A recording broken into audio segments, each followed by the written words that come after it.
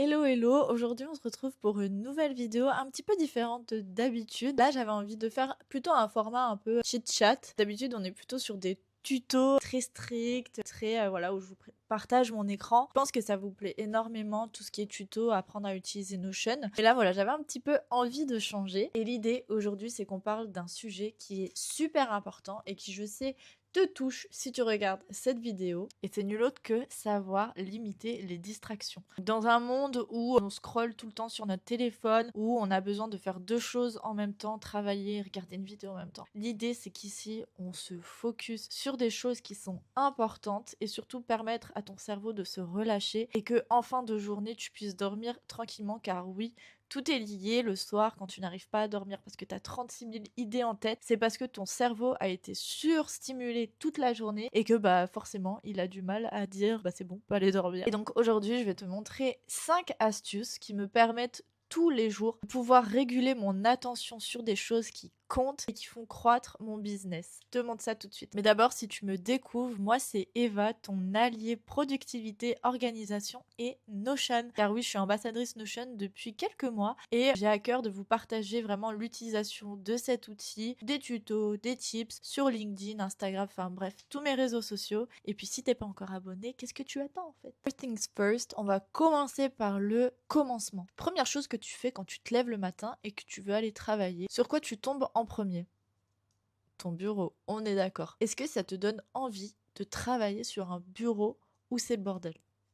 Personnellement, non. Donc le premier tips, c'est avoir un bureau clean. Quand tu te lèves le matin, tu fais tes petits trucs, tu vas sortir ton chien, tu prends ton petit déjeuner et une fois que tu es prête, tu vas sur ton bureau. Mais imagine arriver sur un bureau où tu as une pile de dossiers, des accessoires qui traînent, ton clavier qui traîne n'importe où, ça on n'a pas envie. Nous ce qu'on veut c'est arriver sur un bureau qui donne envie de travailler. Pour ça, comment faire? Tu vas devoir mettre en place quelque chose qui est très important et pourtant très très simple. Tous les soirs, quand tu termines de travailler, tu vas ranger ton bureau. J'en vois qui disent oui, on fait ça le vendredi pour vraiment passer au week-end. Non, non, c'est tous les soirs qu'il faut le faire. Ne serait-ce que ranger un tout petit truc et que quand tu partes de ton bureau le soir, tu te dises c'est rangé, c'est propre et demain, je me remercierai d'avoir pris ce temps car demain matin, quand je vais me réveiller, je vais pas avoir cette boule au ventre d'aller travailler parce que tu vas te dire oh il faut que je range le bureau, nanani nanana. Non, parce que tu l'auras fait la veille et tu te remercieras, tu te diras trop cool. Là, j'ai vraiment un environnement de travail qui me respecte, qui respecte mon travail, mes projets, mes process et surtout mes clients. Tu te vois conseiller tes clients à améliorer leur business, leur process et toi tu n'es même pas capable d'avoir ne serait-ce qu'un bureau propre. Donc c'est la même chose. Si je peux te donner une petite phrase que ChatGPT m'a formulée, un bureau rangé, c'est un mental plus léger. Commencer dans le chaos, c'est déjà accepter la pagaille dans sa tête. Et une fois que tu as compris ça, tu as tout compris. Donc ce soir, chose à faire, tu ranges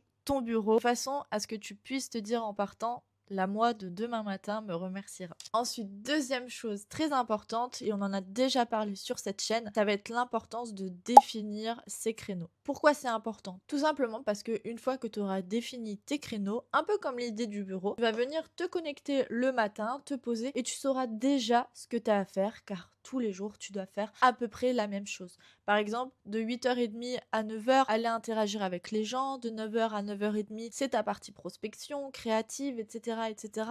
Faire les mêmes choses tous les jours, c'est vraiment la clé de la réussite. Si tu te dis, tel jour je vais faire ci, tel jour je vais faire ça, et puis là peut-être que je ferai ci, enfin bref, si c'est pas cadré déjà dans ta tête, déjà ça va te demander une charge mentale en plus. Et on veut pas. On ne veut plus de charge mentale dans sa tête. Imaginons que tu es quelqu'un de créative le matin. Et bah tu te bloques des créneaux de créativité comme là, bon bah le mardi matin, j'ai envie de me bloquer des créneaux dédiés à ma création de contenu YouTube. Bah voilà, tous les mardis, je peux pas faire autrement. Aucun de mes clients ne peut prendre rendez-vous. C'est création de contenu YouTube. Le mercredi matin, imaginons tu te dis bon bah le mercredi matin, je libère toute ma matinée pour prendre des rendez-vous prospects. Et bah voilà, t'as rien d'autre à faire. Jeudi après-midi dédié à tes clients, mercredi après-midi dédié à tes clients, le vendredi toute la journée dédiée à ta création de contenu de la semaine d'après. Enfin voilà, il faut vraiment que tu te définisses des créneaux clairs, précis et qui soient les mêmes toutes les semaines. Au fur et à mesure, ça peut bien évidemment évoluer, mais l'idée c'est que tu aies quelque chose de clair et que quand tu te connectes le matin, tu sais déjà ce que tu vas faire. Et crois-moi, ça vaut toutes les to-do list du monde. Et donc, une fois que tu as défini tes créneaux, qu'est-ce qu'on fait? La troisième étape, on va venir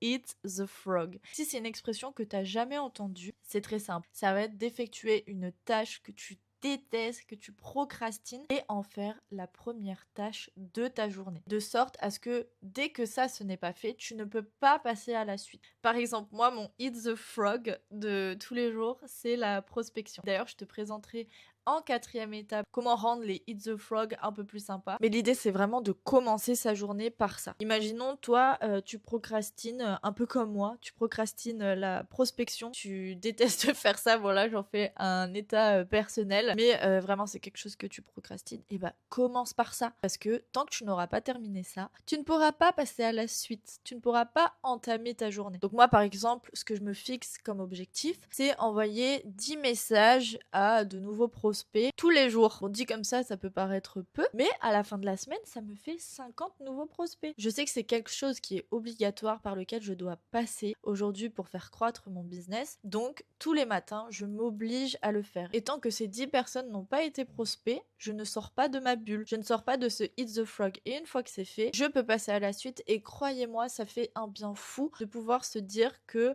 la chose qu'on déteste le plus faire, elle est déjà faite en matinée, en début de journée. Et ça vous enlève une charge mentale et ça, on veut enlever les charges mentales. Quatrième étape, on va venir gamifier les process. On va essayer de venir rendre les choses un petit peu plus marrantes, notamment les tâches qui nous embêtent. Je vais revenir sur le sujet de la prospection. Mais par exemple, en ce moment, je suis en train de créer une page Notion qui me permet de gamifier ma prospection. Chaque nouvelle semaine, je remets les compteurs à zéro. Et tous les matins, je me connecte à cette page. C'est pas un tableau de bord avec plein de bases de données, non, non. C'est une page dédiée à ma prospection et à mes objectifs quotidiens, hebdomadaires, peu importe. Par exemple, si j'ai envoyé un nouveau message, je clique sur le bouton nouveau message et ça augmente mon score. Et ça, franchement, c'est hyper gratifiant. Le fait de gamifier et de voir en temps réel son évolution, c'est vraiment incroyable. Donc, nouveau message. J'ai également ma partie réponse reçue parce que j'aime bien aller regarder mon taux de réponse pour voir si mes messages sont bien faits, rendez-vous bookés et surtout le nombre de closings effectués. L'idée, c'est pas de venir se mettre la pression en mettant le nom du prospect, la date, le truc, le machin.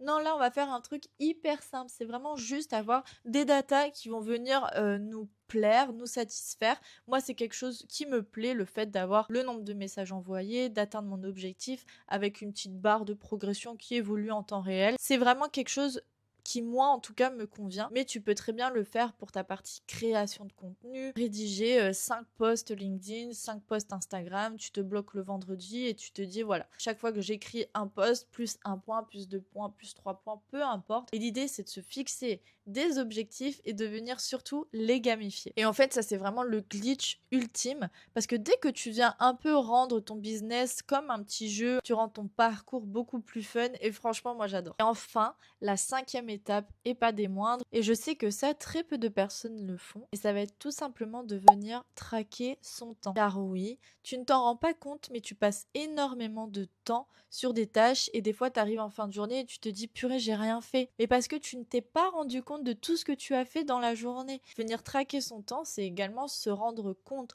visuellement de ce que tu as fait aujourd'hui. Si tu n'as pas une vision claire de tout ce que tu as fait, effectivement tu vas te dire qu'est-ce que j'ai fait, ça je l'ai pas bien fait, j'ai pas mis assez de volonté dans mon projet.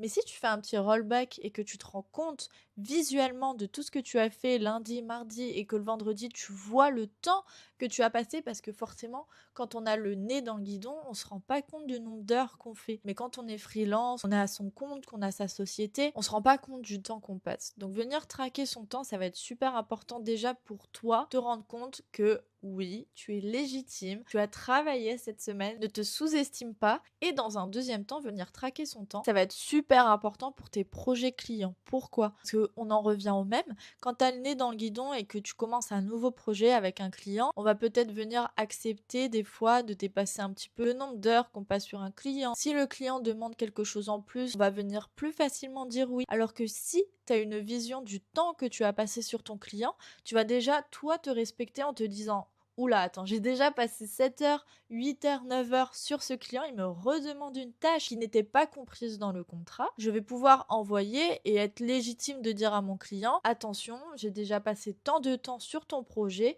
on avait convenu de tant d'heures et venir pouvoir un petit peu justifier, avoir une vue vraiment précise sur le temps que l'on passe sur chacune de nos actions, c'est venir se respecter, respecter son client aussi, puisque parfois ça peut arriver que les clients ne se rendent pas compte du temps que l'on passe sur les projets, surtout quand on fait du consulting, de la création sur mesure, des métiers très artistiques. Et là, au moins, pouvoir justifier du temps passé sur les projets qui peuvent prendre énormément de temps, ne te sous-estime pas, ça peut être très gratifiant. Et surtout, si tu ne mesures pas le temps que tu passes sur certaines actions, tu ne te rendras pas compte des tâches que tu dois automatiser. Car oui, dans tes process, il y a forcément une ou deux actions que tu peux automatiser, processiser et qui pourraient très bien te faire gagner 1 à 2 heures par semaine. Mais si tu ne mesures pas ton temps, tu ne peux pas t'en rendre compte. Je t'invite dès aujourd'hui à utiliser des outils comme Clockify qui en plus vient s'intégrer à Google. C'est tout simplement une extension, donc ce qui fait que tu n'as même pas besoin de bouger de ta page web. Tu as juste à cliquer sur un petit bouton et ça enregistre ton temps. Donc là, vraiment plus d'excuses. Pour faire un petit récap de ces 5 astuces, quand tu commences à travailler le matin, très important d'avoir un bureau clean, mais ça du coup ça commence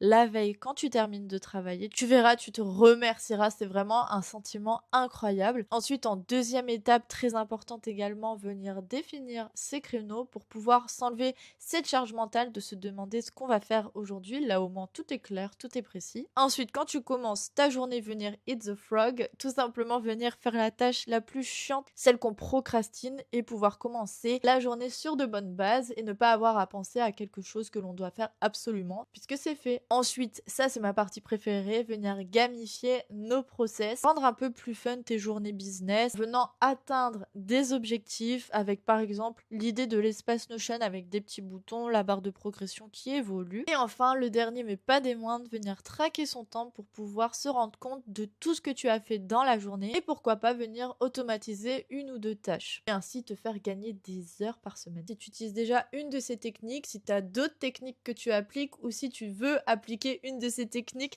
n'hésite pas à me dire en commentaire, ça me ferait trop plaisir. Ah oui, et dites-moi aussi si vous aimez l'espace Notion gamifié pour la partie prospection. Si ça vous plaît, peut-être que je pourrais bien le sortir pour que vous puissiez vous en servir. J'espère que ce format t'aura plu et puis je te dis à la semaine pro.